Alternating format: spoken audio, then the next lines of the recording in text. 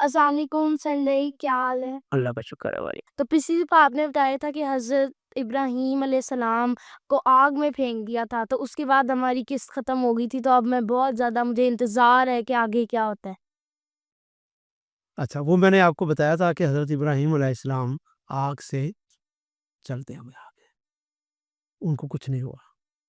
اور یہ ایک طرح سے انہوں نے جو بات کہی تھی کہ میں کوئی عام شخص نہیں ہوں، میں اللہ کا پیغمبر ہوں، اور جو کچھ میں کر رہا ہوں اپنے پاس سے نہیں کر رہا، یہ اللہ اللہ کے تعالیٰ حکم سے کر رہا ہوں، اور میرے ساتھ میرا خدا ہے، اور مجھے آپ کوئی نقصان نہیں نہیں پہنچا بچا سکتے۔ سکتے اس سے بڑا آپ میرا کیا مجھے نقصان پہنچانے کی کوشش کر سکتے تھے کہ کہ آگ مجھے میں آگ پھینک میں دیا؟ پھینک دیا، تو پھر بھی میں بچ کے آ گیا تو اس کا کیا مطلب ہوا کہ کہ میں مجھے آپ لوگ نہیں مار سکتے، اور اور میں اللہ تعالیٰ میرے ساتھ ہے۔ ساتھ ہے، اس لیے آپ میری بات کو مان لیں، جو میں کہہ رہا ہوں اس پر ایمان لے آئیں، لیکن ایسا نہیں ہوا۔ وہ بڑی کہانیاں ہیں کہ کوشش کی نمرود نے ماننے کی، لیکن لوگوں نے کہا کہ لوگ کیا سوچیں گے، لوگ کیا ہنسیں گے ہم پر، تو برکہ رزلٹ کیا نکلا کہ حضرت ابراہیم علیہ السلام جب وہاں سے گئے تو صرف ان کے ساتھ ان کی بیوی حضرت سارہ تھی اور ان کے بھتیجے حضرت لوط تھے، باقی کوئی آپ پر ایمان نہیں نہیں لایا۔ لائے۔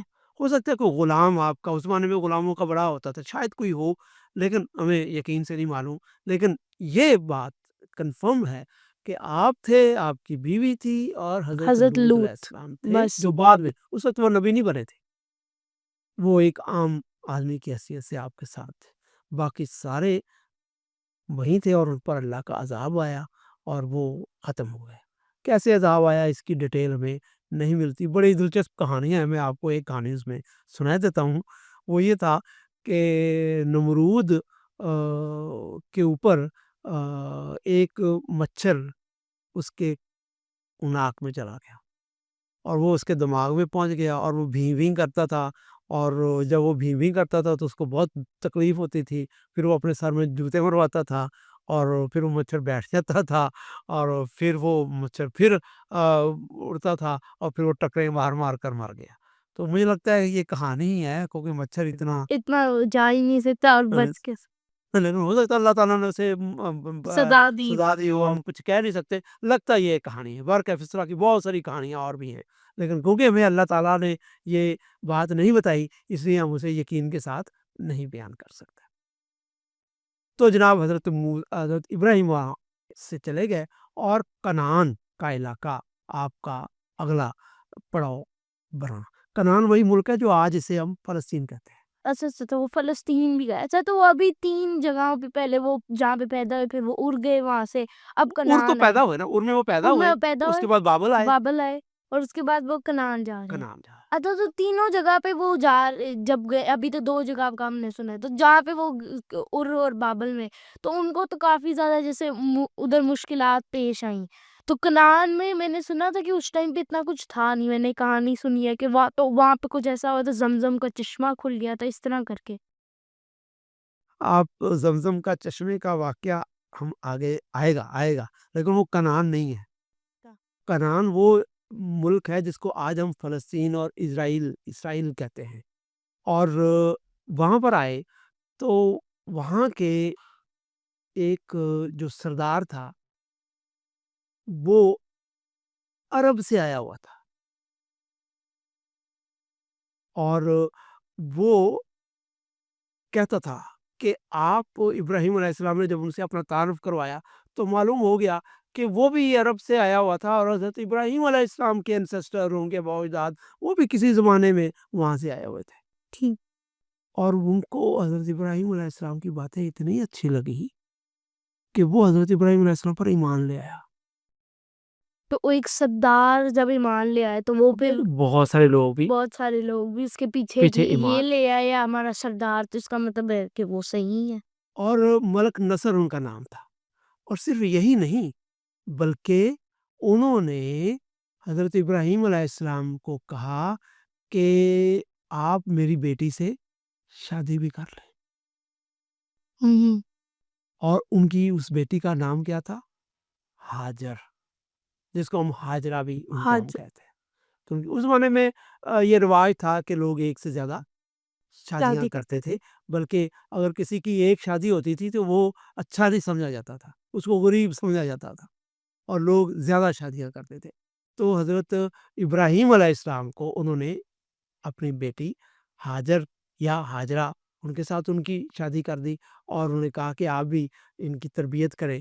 اب اس پر بڑی عجیب و غریب داستانیں جو ہے نا وہ لوگوں نے مشہور کی ہوئی ہیں، جو پہ جیسے کہ مچھر کی بات آپ کو میں نے بتائی تھی کہ حضرت ابراہیم علیہ السلام جب وہاں پر گئے تو وہ جو بادشاہ تھا وہ حضرت ابراہیم علیہ السلام کے کو اچھا نہیں سمجھتا تھا، اور انہوں نے ان کی بیوی جو تھی اس کے پر بدسلوکی کرنے کی کوشش کی، لیکن ایسی کوئی بات نہیں ہے۔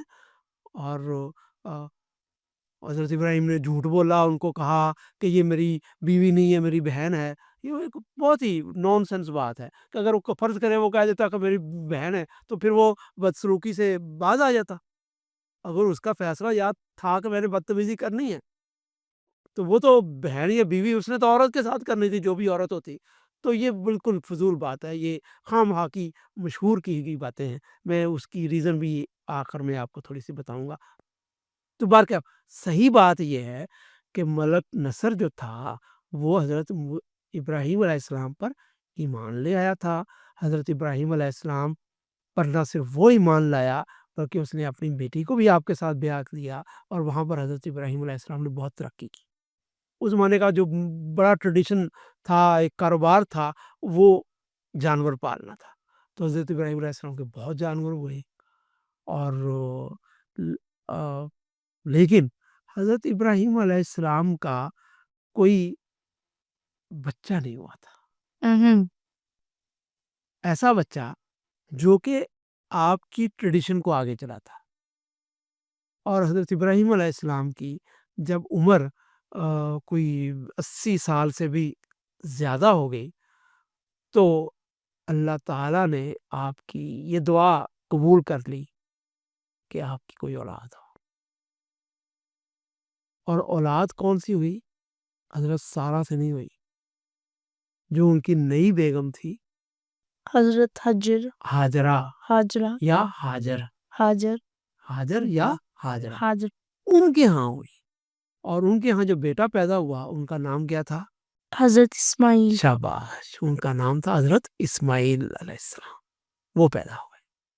حضرت اسماعیل علیہ السلام کی پیدائش کے بعد اللہ تعالیٰ نے حضرت ابراہیم علیہ السلام کو ایک اور بیٹا عطا فرمایا، اور وہ ان کی جو پہلی بیوی تھی سارہ، ان سے پیدا ہوا۔ اور ان کا نام آپ کو معلوم ہے؟ हजरत इसहाक حضرت اسحاق، جن کو انگریزی میں ہم آئزک आइजक کہتے ہیں۔ कहते हैं। یہ وہی آئزک اور اسحاق۔ تو اب حضرت آپ کو میں بتایا کہ حضرت ابراہیم علیہ السلام جو تھے وہ کنعان میں تھے۔ جب یہ بچے تھوڑے سے بڑے ہو گئے تو پتہ چلتا ہے کہ حضرت ابراہیم علیہ السلام نے اپنی ایک بیوی حضرت سارہ کو ایک جگہ پر بسا لیا، اور دوسری بیوی کو کچھ فاصلے پر عرب کے فاصلے کی طرف جاتا تھا وہ راستہ، حضرت ہاجر کو وہاں پر وہ لے گئے۔ جب یہ بچے کو تھوڑے سے مزید بڑے ہو گئے، ہمیں ایگزیکٹ معلوم نہیں ہے کیونکہ ان کی عمر کیا ہے، अच्छा تو اللہ تعالیٰ نے حضرت ابراہیم علیہ السلام کو ایک عجیب حکم دیا۔ وہ یہ حکم یہ تھا کہ آپ فلسطین یعنی کہ کنعان کا علاقہ، یہاں سے اپنی جو دوسری بیوی کے بیٹے اسماعیل ہیں ان کو یہاں سے لے جائیں اور بکہ میں جا کر بسائیں۔ یہ بکہ بلا کون ہے؟ क्या है بکہ हाँ یہ وہی شہر ہے جس کو ہم آج مکہ کہتے ہیں، अच्छा तो वो सऊदी अरब से थी। سعودی عرب، یعنی کہ فلسطین سے سعودی عرب آپ کو جانے کا حکم ہو گیا۔ اچھا، حضرت ابراہیم علیہ السلام کو یہ معلوم تھا کہ وہ جو علاقہ ہے عرب کا جہاں پر اللہ تعالیٰ ان کو حکم دے رہا ہے کہ وہاں پر جانا ہے، وہ تو بہت ڈسرپٹیڈ ہے، بہت وہاں پر खुदा तो कोई जाए ही नहीं। کوئی نہیں، جاتے تو لوگ رہتے ہیں وہاں پر، لیکن فلسطین کے مقابلے میں تو وہ کچھ بھی نہیں ہے۔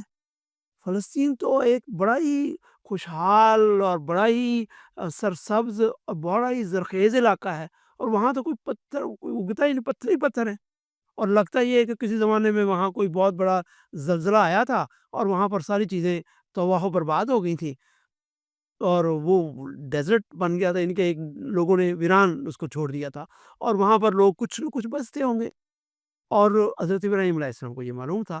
اب اللہ تعالیٰ نے آپ کو حکم دیا کہ آپ یہ والا علاقہ چھوڑ کر اپنی جو دوسری بیوی اور پہلا بیٹا، جو کوئی اس ٹریڈیشن میں بڑا جس سے محبت ہوتی ہے، بڑے بیٹے سے زیادہ محبت ہوتی ہے، اور اسی کو وہ وراثت ملتی ہوتی ہے، آپ ان کو لے اور وہاں چلے جائیں۔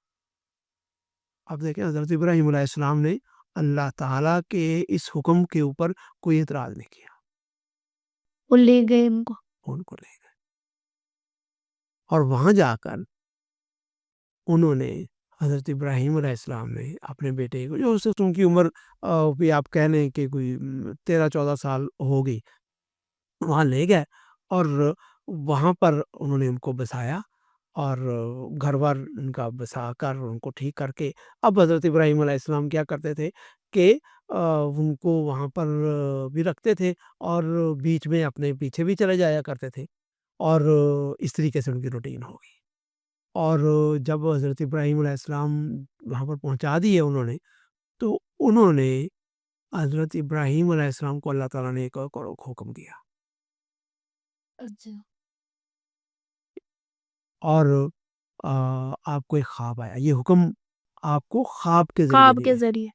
اس خواب میں حضرت ابراہیم نے کیا دیکھا؟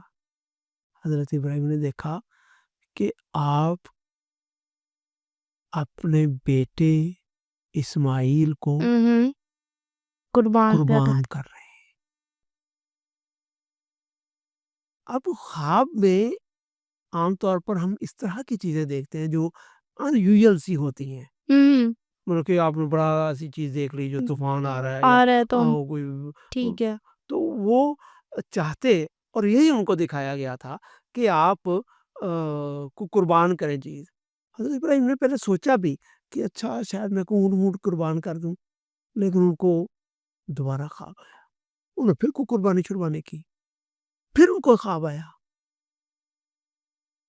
جب تیسرا خواب ان کو آ گیا، شاید اس سے بھی زیادہ آیا ہو، تو انہوں نے کہا کہ اللہ تعالیٰ شاید مجھ سے یہ فرما رہے ہیں کہ جس بیٹے سے مجھے بہت زیادہ محبت ہے، میں اس کو قربان کر دوں۔ انہوں نے اپنے بیٹے اسماعیل سے بات کی، اس وقت ان کی عمر کوئی 14 سال کی ہو گئی، شاید آپ کی عمر ہے جتنی تھی، یا اس سے تھوڑی سی زیادہ،